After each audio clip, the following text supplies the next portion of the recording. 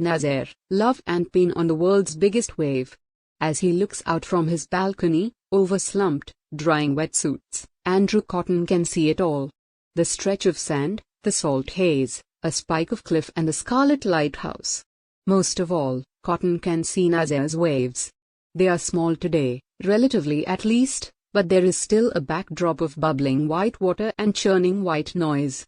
When the swell is right and the surf is up, it is a different story on a different scale. Nazare, a small town 60 miles north of Lisbon, is where towering waves, some the height of 10-story buildings, crash to shore. For generations of local fishermen, those conditions have meant danger and death. For Cotton, they are a way of life and a living.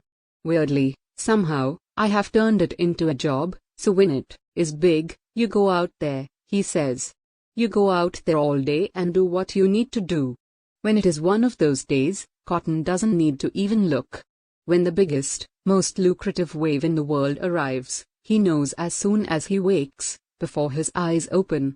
Living here, I know how big the waves are by how much the windows are rattling, he adds. It can really be something else, you know? The ocean can be scary when there are no waves. When here is big, it can be petrifying. Nazare's wave has several beginnings. One is 130 miles out, 3 miles down and millions of years back in the quiet cold of the Atlantic. From there a deep, underwater canyon formed, snaking into the Portuguese coast. It climbs steeply just off the shore at Nazare and, when the conditions align, it funnels a mass of water up into freakish moving mountains. Another is the 14th of September 1152. That day legend says a local hunter was saved from falling over a cliff edge and into the wild ocean below by a holy vision, forever linking Nazare with heaven, hell and high water in the Portuguese imagination. For Cotton and other big wave surfers, the beginning of Nazare's waves is more modern and less dramatic. It was an email sent by Dino Casemiro in 2005. As a child, Casemiro, the son of a fisherman, would steal box lids as local women packed the catch and used them to catch waves instead. They told me that I will die, he says of his family's reaction to his taking his makeshift bodyboard to Praia do Norte, the beach where the biggest waves break.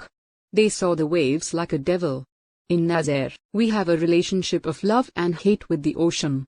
Love because it gives us the food and the tourists, and hate because it also takes the lives of our relatives. Casemiro persevered, but some days the waves and the doubts were too big. We would sit on the sand looking at perfect, massive waves with no one on them because we didn't have the confidence, skill and equipment to ride them, he adds. However, Casemiro knew some people who might. Tow-in surfing, where surfers take turns to drag each other onto waves via a jet ski, had been pioneered in Hawaii a decade before, allowing the brave to ride otherwise unreachable, fast-moving monsters. When his local wave was at its wildest, Casemiro took a picture, plugged his camera into his computer and went surfing online instead. I searched for the most known surfers in tow and big wave surfing, but it was 2005, says Casemiro. Now everyone has Instagram and Facebook. Then it wasn't easy, but Garrett already had his own website and in the corner was a contact me button. A female voice crackles over the radio. You have 3 giant waves coming. The jet ski, driven by Cotton, peels away and up the steepening face of the wave. The surfboard, ridden by Garrett McNamara, heads in the opposite direction, down past the point of no return. The angle isn't perfect. I wanted to be a lot deeper entering that wave, says McNamara. I was holding that rope until the last second. It made me go all the way to the bottom of the wave, turning off as hard as I could. As I looked back out to sea, the whole horizon had gone black. It was the 1st of November 2011, 6 years after Casemiro's first email to McNamara, 1 year since McNamara stood on Nazare's lighthouse, declaring he had found his holy grail, and 15 seconds into the biggest wave ever surfed. The footage is both absorbing and disorientating. McNamara hurtles downwards, but only seems to creep towards the wave's bottom, as it swells almost as fast as he can ride it. He is being carried towards the camera, but the perspective is out of sync. McNamara appears to shrink, rather than grow, as the crest surges skywards behind him. And all the time, tons of water teeter over him, hanging only by the thin, white thread weaved by his board down the face of the wave. You don't hear the wave, adds McNamara. You are going so fast all you can hear is the wind, rushing past your ears. You are not really thinking either. You are in the flow state, following your heart. It's exhilarating. It is like driving a car under an avalanche, but you are taunting the avalanche rather than trying to get away from it. As the spray settled, the ripples from his feet traveled fast. A couple of days later, surfing legend Kelly Slater tweeted to describe what he had been forwarded. I just saw a shot of Garrett McNamara from Portugal on a stupidly big wave. He should post that thing ASAP. A week later, he did.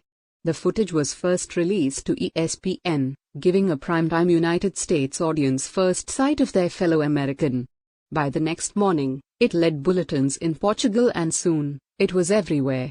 It went bonkers, remembers McNamara. Bananas. The media storm we had to endure after the ride was far bigger than the wave. The wave was clocked at 78 feet, 24 meters, high, a world record. As interview requests came from around the globe, McNamara spent the next 3 weeks repeating his story, and that of Nazare's waves, to television presenters, radio hosts and newspaper reporters. It was a triumph for him, but also for a unique bit of town planning. Casemiro's hunch that Nazare's waters could deliver more than fish and summer tourists had found support in City Hall. We didn't have a huge budget and we realized that doing something with big waves will save us 20 to 30 years of promotion, explains Pedro Pisco, part of a small municipal team, alongside Casemiro, who banked on conquering Praia do Norte's waves. Together they recruited the small band of surfers, supplied equipment and came up with a strategy to sell their small town to the world. The rest of Nazare had thought it a bad bet. At the beginning, nobody believed in us. Not one person, says Casemiro. It was really tough. Everyone mocked us. They said we were wasting our time on Praia do Norte. No sponsors believed in us. Initially, after McNamara's arrival in Nazare, the skeptics had seemed right too. The jet skis were underpowered. Their engines would flood or choke out on stray plastic bags, leaving rider and surfer bobbing perilously in the path of oncoming waves. Even when they were working, Englishman Cotton admits he, as driver, was underskilled. I wasn't up to scratch, I just blagged it really, he says of his turns in control of the motor. The day before the world record had been another failure, a broken jet ski and an injury for Cotton. They weren't even going to venture out the following morning. But then conditions changed. McNamara, Cotton and their Northern Irish teammate Almeny changed their mind and, together, they caught the wave that changed everything. When you let go of the rope, there is a feeling of being alone, says Justin Dupont. The wave is still forming right under your feet, coming up from the ocean floor. It is like you are going up in a lift. Then you are going faster and faster and you feel like you are using 100% of all your senses and your potential as a human, like you are activating your superhero mode. You are just living the moment, nothing else exists apart from that moment. DuPont had seen video of McNamara's world record wave. She had seen the viral photo of another terrifying break he had ridden a little over a year later. But, when she first arrived in Nazare in 2016 with her partner, fellow surfer and sometime jet ski driver Fred David, those images intimidated as much as inspired. I was super nervous and impressed by the footage, she says. We went in the water, the waves weren't that big and Fred told me, come on, if you are scared of this size, we are going to have trouble staying here.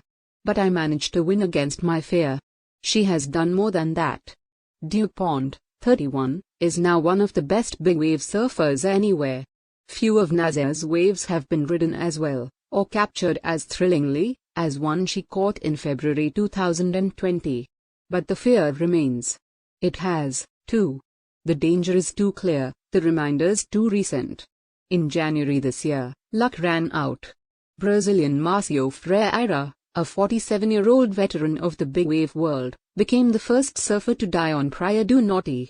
DuPont is reconciled to that risk. She recognizes that every time she enters the water, she may not return.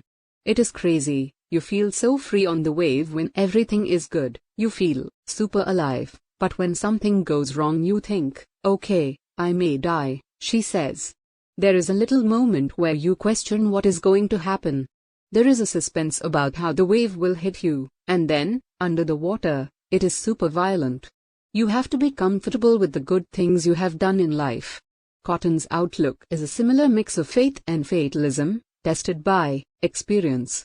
In 2017, he was towed onto a wave by McNamara, misjudged a line slightly and was spat out. His body was tossed 20 feet out of the breaking wave and into the air. When he landed back on the water's surface, the impact broke his back.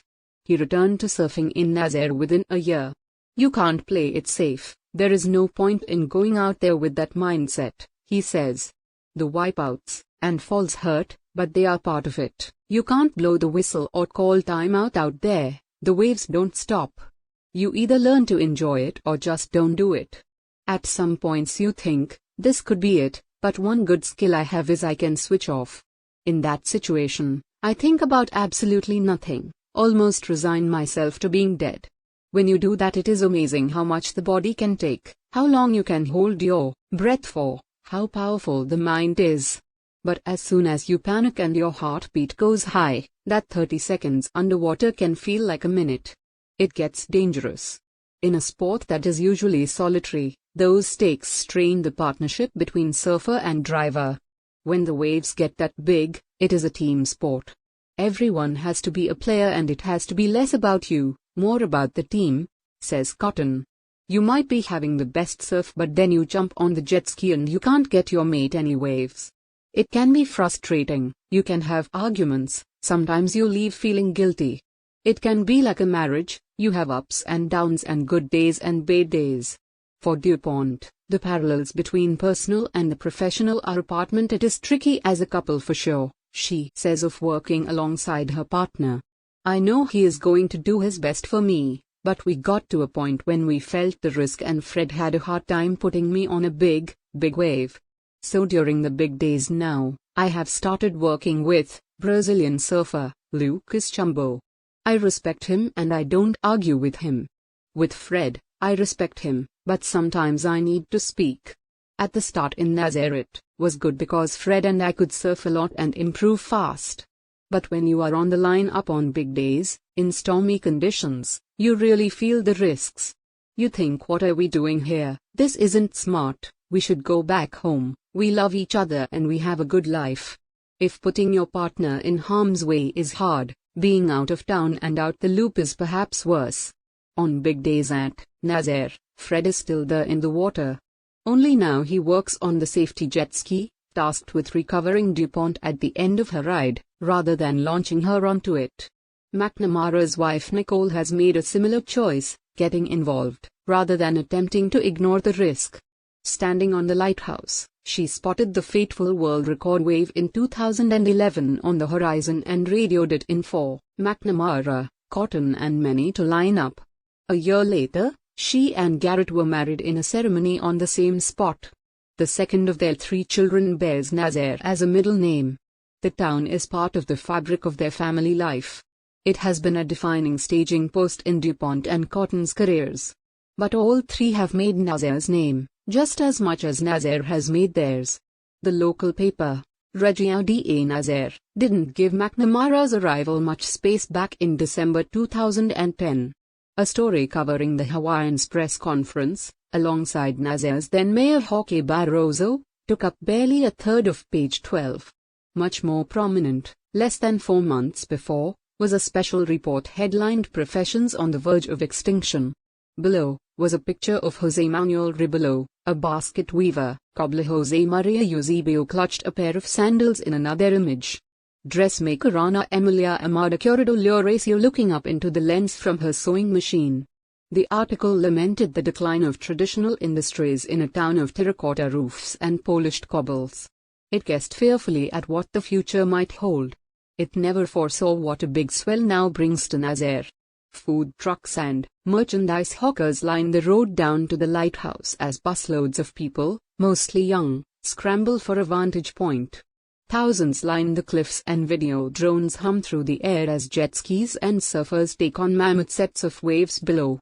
Nazare is, after some initial opposition from the other side of the Atlantic, indisputably the biggest wave in the world. The world record for the biggest wave surfed has been broken twice since McNamara in 2011. Both occasions were in Nazare. Germany's Sebastian Stutner is the current holder after a wave he rode in October 2020 was officially measured at 86 feet, 26 meters. France's DuPont and Brazilian Maya Gabeira have fought over the women's best mark, but whoever owns it, it too belongs to Nazare. As well as being the world's biggest wave, Nazare is also one of the most accessible. Cortes Bank, one of Nazare's nearest rivals, breaks 100 miles off the Californian coast and comes alive only for a few days a year. By contrast, Nazare is a 90-minute drive from an international airport and breaks so close to the shore spectators above can hear the surfers' shouts below in an almost stadium-like setting.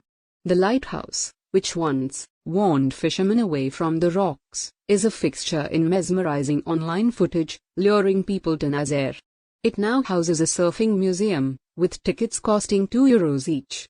It welcomed 371,391 visitors last year, almost 5 times the number who attended in 2015, its first full year of opening. One report claimed the number of tourists to the town had trebled in the decade since 2010. Estate agents' windows gleam with market-fresh properties and promises they can do business in a number of languages. It is crazy, says DuPont. She and her partner now live a 15-minute drive inland in a quiet, pine-shaded home, away from Nazare's bustle. In 2016, we could drive to the lighthouse and there might be 2 people there. Now there are so many people, the road is closed, there is almost no access for us surfers to check the wave. I used to go with my sponsors Benny, now I kind of hide it because I don't want people to stop me and ask 100 questions. They are super nice but it has changed a lot, and for good I think. The influx has certainly brought more money to the town. Businesses that previously survived from summer to summer, now continue to cash in through the winter's big wave season. Some locals don't see the same benefits. Nazare's cobblers, dressmakers and basket weavers won't find many sales among the surf crowd. Like on shore, the dividends for those in the water are shared unevenly. There are a few big wave surfing competitions. DuPont picked up $9,000, $7,300 check for the best female performance at Nazare's biggest last year, but sponsors provide the real windfall.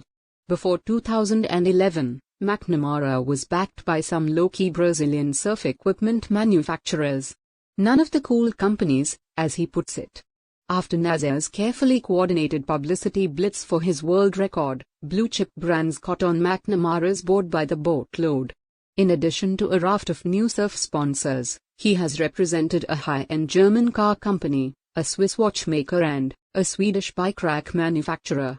Such endorsements depend on exposure, and getting it involves playing the game as well as pursuing your sport. There are so many big waves ridden each year, explains Cotton. You get the biggest swell of the year and the mid-year makeout there is only one wave in it. One person gets chosen and it not always the right person or the right wave. It can be about a brand marketing their athlete or an agency getting their photos out. That is it. Measuring surging, moving waves is an inexact and time-consuming science. Stutner's world record wave was only officially measured and ratified 18 months after he had surfed it. Hype fills the gap. 2 or 3 times a year, there will be press releases, says Cotton. I read one recently saying a 115-foot wave had been surfed here. Another said a 101-foot wave. Another was 98-foot. People just make up numbers, get a scientist to say something and you know what? It is great for big wave surfing, the town, and the sport. In this big wave boom town, the stats may not always be what they seem. But the stakes and the surf dwarf everywhere else. Thank you for watching.